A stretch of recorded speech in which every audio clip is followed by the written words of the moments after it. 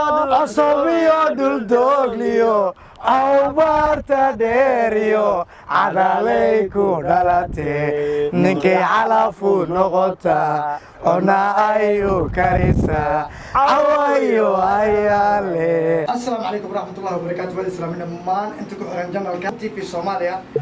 way islaamina bantiin waxaad leeyahay galab wanaagsan waxay noo tahay galab waxa saad u jeedaanba ama ciwaanka hoos aad ku aragteen safran ahay waxaan u socdaa magaalo xeebeedka degmada Cadale ee la socdo wanaagsan.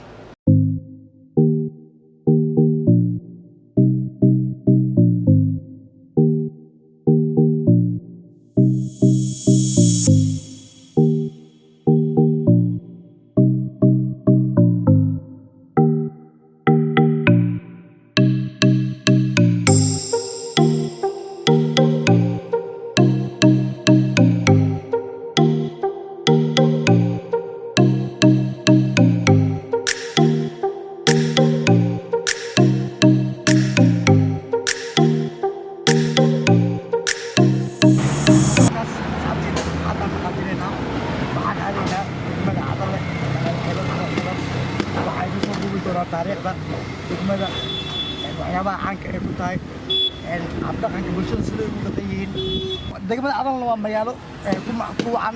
dalxiiska aad u qurux badan waa magaalo xeebeed insha Allah isla socod wanaagsan hadduu alla yiraahdo waxaa idin soo gudbin doonaa muuqaal aad iyo aad u qurux badan.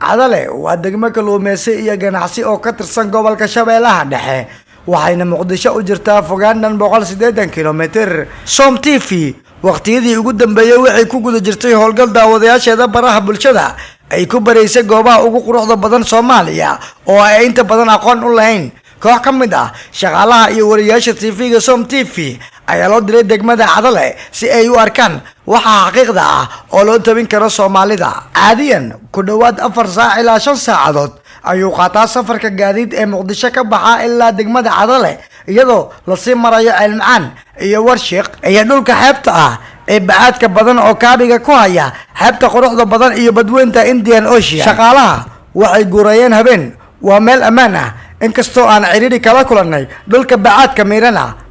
waxaan Cadale gaarnay 12 habeenimo kadib markii aan socdaalkeena ka bilownay Muqdisho abaare 5 iyo barkii galabnimo. degmada Cadale waxay ku hoos jirtaa gacanta maamul ee ciidanka qaranka Soomaaliyeed.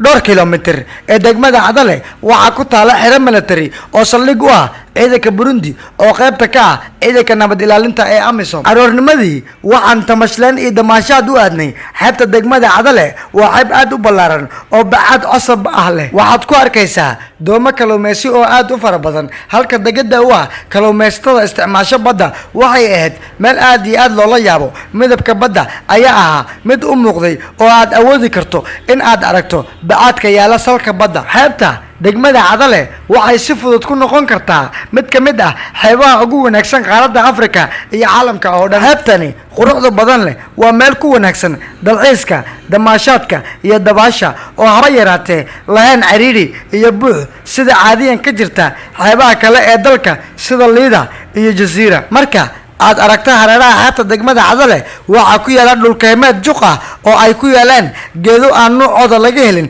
gudaha Soomaaliya kuwaasi oo loo maleeyo in ay abuureen maamulkii gumaystaha Talyaaniga xilliga ay joogeen degmada Cadale. dhulkaymaha iyo xeebta waxay muuqaal dambeed aad u qurux badan u yihiin in dalxiisayaasha isaga qaadaan sawiro xasuus leh.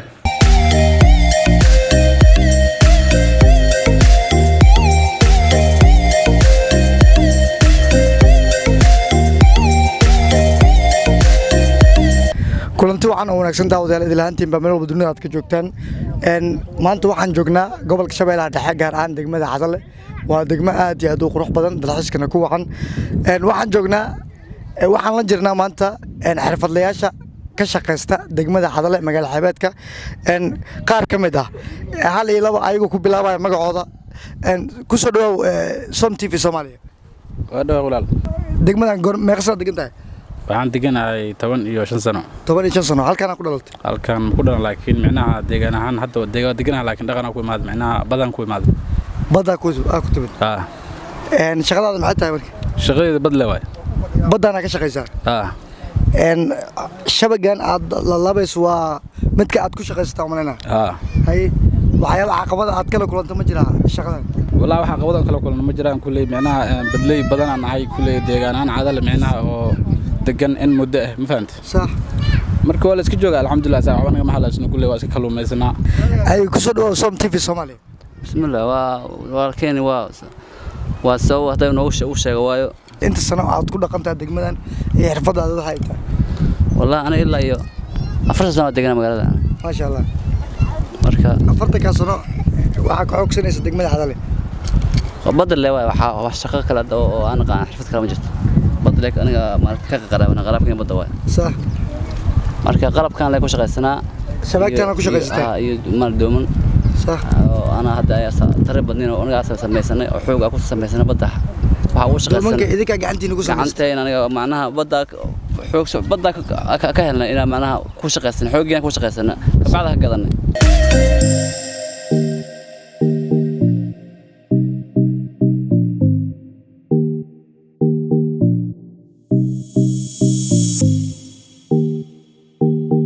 daawadayaal sida aad arkaysaanba gadaasheeda waxaa ka maqlo dhismo aad iyo aad qadiimi ah oo kamid ah dhismooyinka taariikhiga ah ee ku yaalo degmada Cadale garabkayga midig waxaa taagan mid kamid ah maamulka degmada Cadale ee deganaa muddo aad iyo aad u fara badan ayaan ka wareysanayaa dhismahan magac loo yaqaano iyo sanadkii meesha lagu dhisay iyo waxyaabaha uu ku tirsan yahay hal iyo labo adoo ku bilaabay magacaaga ku soo dhaw Som TV magacaygu waa Daawud Xuseen Boori waxaan ka tirsanahay degmada Cadale waxaan ka tirsanahay odayalka dhaqanka degmada Cadale dhismahan aad u jeediin waxa la yiraahdaa cid la yiraahdo adeer la yiraahdo Allah naxariistay Muxudiin Ilxir ayaa dhisay waxaana dhisan tahay hal qarni iyo ku dar waa saraha uu qaansan oo ugu qadiimisan oo ku yaal degmada Cadale marka boqol sano dhisan tahay iyo ku dar iyo waliba ku dar saddex waliba dhismo kale idin geey doona oo masaajid oo kamid yahay iyo laba iyo afar kale insha Allah dib waan idin soo gudbi doona hadii ilaahay ka dhigo halkan waa masaajidka ugu daada weyn oo qadiimiyaasha kamid ah dhismaha qadiimiga kamid ah waa masaajidka Xaaji Afrax waa masaajid leey kuma daraado taariikh iyo fac weyn kula degmada Cadale wuxuu dhisan yahay asaguna hal qarni iyo ku dar waxay la mid tahay sartaani masaajidka iyada iyo mid kale idin geey doona iyaduna waa dhismaha halka qarni iyo ku darka dhisan alxamdulillah rabbil caalamiin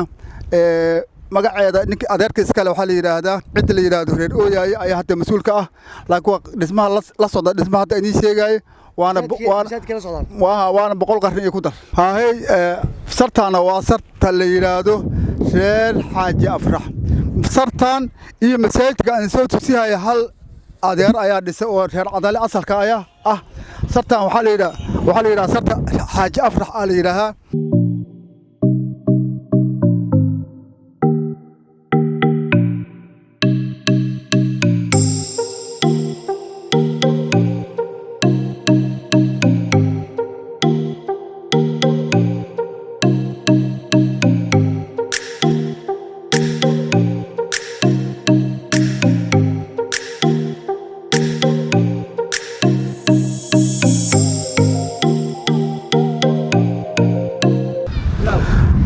halkan aad arkaysaan waa taaladii degmada Cadale ku dhaxteelay taalooyinku waa badan yihiin waa 3-4 taalo waaye geeska mid jirta midna xeebtay ku deexday ku taala midna geeska kale iga waqooyi ku taala waa taalada cabirka meelaha loogu talagalay dekedaha lagu cabiro oo isku aadkooda iyo maxaan ku rahaa meesha ku aadan ay tahay meel loogu talagalay deked in laga dhiso halkaan aad arkaysaan waa xeebta degmada Cadale haddii loo baahdo iska dhaaf xeebnime diyaaradda ugu weyn adduunyada hadday kusoo degto xataa waa garoon ilaahay rabbaaniya uu dhisay waa meel aad u weyn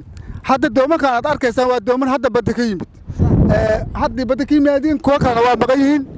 alxamdulilah rabbilcaalamiina hadda kadib ay ima hayaan waa dhul istiraatiiji oo ilaahay ku manaystay waana shantaraaleynaha dadka ilaahay ku madrad u dhasha meesha marka nala socda wax badan ayaa idin tusi doonaa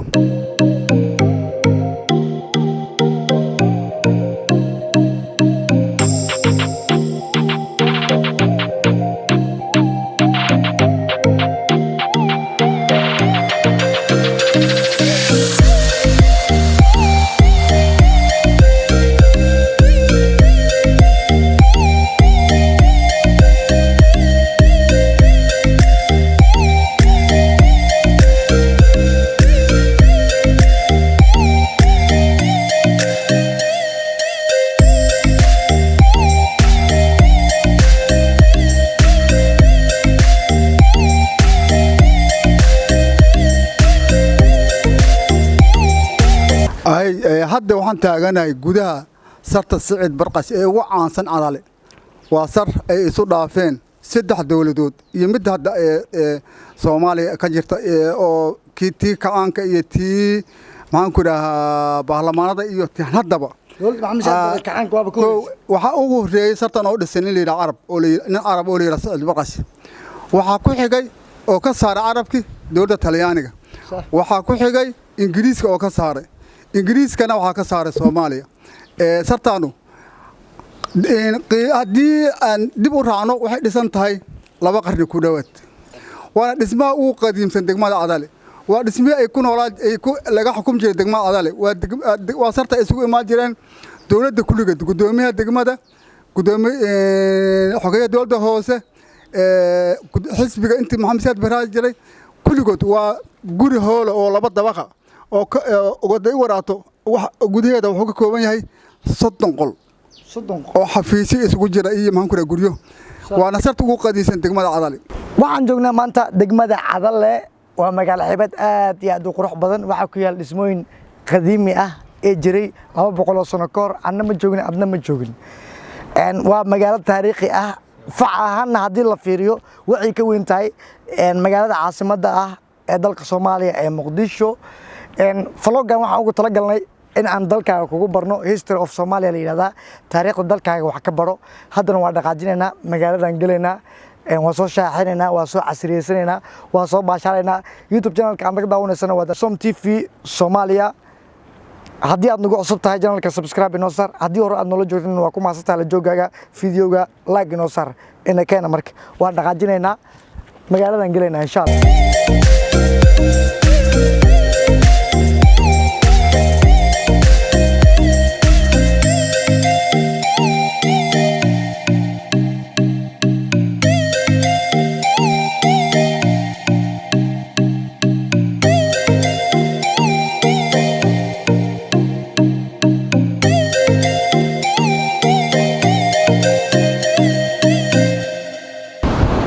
hadduu alla yiraahdo degmooyinka taariikhiga ah ee ugu facaweyn dalka Soomaaliya in aan booqano sida Baraawe Kismaayo Baydhabo Marko iyo wixii la mid ah hadda socdaalkii gaabna aan ku joognay waa maalintii labaad aan joogno degmada magaalo xeebeedka degmada Cadale waad arkaysaan muuqaalada quruxda badan iyo warbixinta quruxda badan ay kaga soo diyaarinay degmada Cadale waa degmo aad iyo aad taariikhdeeda halka aan lagu soo koobi karin muddo 5 qarni ka badan jirtay facahan markii la fiiriyo waxay ka weyn tahay magaalada Muqdisho oo ah caasimadda dalka Soomaaliya halkan waxaan ku soo gabagabeynaynaa socdaalkii aan ku joognay vlog aan kaga soo duubnay ama aan kaga soo diyaarinay magaalo xeebeedka degmada Cadale Cabduqaadir Xasan Cali Som TV Cadale